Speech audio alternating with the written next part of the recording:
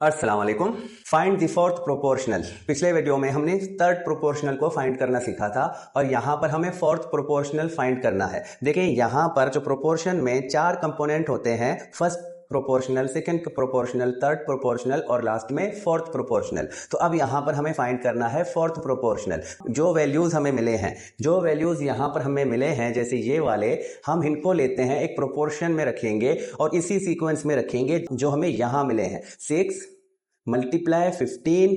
अब देखिए हमने किसको फाइंड करना है, फोर्थ को फाइंड करना है। तो ये फर्स्ट प्रोपोर्शनल, ये सेकंड प्रोपोर्शनल और आगे जाएंगे तो ये जो 14 है ये थर्ड प्रोपोर्शनल है और फोर्थ के लिए हम यहां पर x को लेट करते हैं। देखें पिछले में हम इस जगह x रख रहे थे क्योंकि हमें थर्ड प्रोपोर्शनल को फाइंड करने के लिए बताया गया था। अब यहां पर हमें फोर्थ प्रोपोर्शनल फाइंड करना है तो फोर्थ प्रोपोर्शनल की जगह ये है, तो हम जो वेरिएबल है उसको यहां रखेंगे। ये अननोन है, अब इसको फाइंड करना है तो हमने इसकी जगह x रखा है। अब इसको सिंप्लीफाई करेंगे फ्रैक्शन फॉर्म में इस वीडियो में, और नेक्स्ट वीडियो में हम प्रॉपर्टी यूज करके इसको फाइंड करेंगे। तो यहां पर फ्रैक्शन फॉर्म में क्या होगा कि ये जो फर्स्ट रेशियो है इसको मैं फ्रैक्शन बनाता हूं 6/15 और इक्वल देने के बाद, प्रोपोर्शनल का मतलब कि दो रेशियोज आपस में इक्वल हैं, तो यहां इस साइन की जगह हम इक्वल भी लगा सकते हैं और इसको भी एक फ्रैक्शन बनाएंगे क्योंकि हम रेशियो को फ्रैक्शन में भी लिख सकते हैं।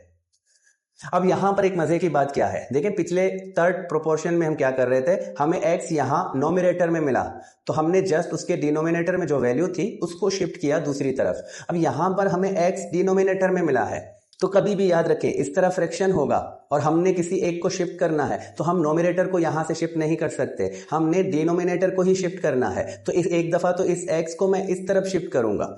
कैसे करूंगा देखें, तो यहां पर जो ये x है ये 14 के साथ डिवीजन में है, तो इस x को मैं अगर इस तरफ लेकर जाऊंगा तो ये इसके साथ क्या होगा, मल्टीप्लीकेशन में कन्वर्ट होगा। तो हम ऐसे करके इसको लिखेंगे इज इक्वल टू 14। अब हमें x की वैल्यू चाहिए तो हम x को यहां पर अकेला छोड़ेंगे। अब ये वाला x के साथ मल्टीप्लाई है तो इसको हम शिफ्ट करेंगे दूसरी तरफ 14 की तरफ, और ये जो है यहां पर x के साथ मल्टीप्लाई है तो 14 की तरफ जाएगा तो इसकी साइन चेंज होगी डिवीजन में। तो मैं यहां पर x रखूंगा, 14 रखूंगा और डिवीजन की साइन देकर इस वाले फ्रैक्शन को रखूंगा ऐसे।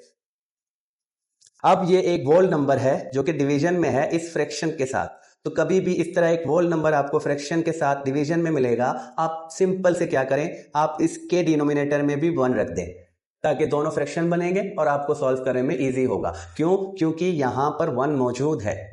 कभी भी किसी भी वोल नंबर के नीचे जरूरत के मुताबिक हम यहां पर 1 रख सकते हैं। अब मैं क्या करूंगा, दो फ्रैक्शन के दरमियान जब डिवीजन की साइन होगी तो हम क्या करते हैं, हम डिवीजन की साइन को कन्वर्ट करते हैं मल्टीप्लीकेशन में, और उसकी जो कंडीशन है वो क्या है, जो ये दूसरा वाला फ्रैक्शन होगा ये इसका रेसिप्रोकल, इसका हम इनवर्स रखेंगे। अब 15 को मैं ऊपर और 6 को नीचे लेकर आऊंगा। मैं लिखूंगा x इज इक्वल टू, यहां पर मैं 14 लिखूंगा, चाहो तो इसके डिनोमिनेटर में 1 लिख सकते हो या नहीं, मैंने डिवीजन की साइन को कन्वर्ट कर दिया मल्टीप्लीकेशन में। अब इसकी शर्त मैंने क्या करनी है, इसको उल्टा करना है, डिनोमिनेटर को नोमिनेटर में और नोमिनेटर को डिनोमिनेटर में लिखना है ऐसे। ये फ्रैक्शन के डिवीजन का बेसिक रूल है। अब इसको सिंप्लीफाई करेंगे तो क्या होगा, अब देखें 6 एंड 14 ये दोनों 2 के टेबल में आते हैं, तो मैं यहां पर 2 के टेबल से इनको सिंप्लीफाई करता हूं, तो इसको 2 का टेबल 3 टाइम और इसको 2 का टेबल 7 टाइम।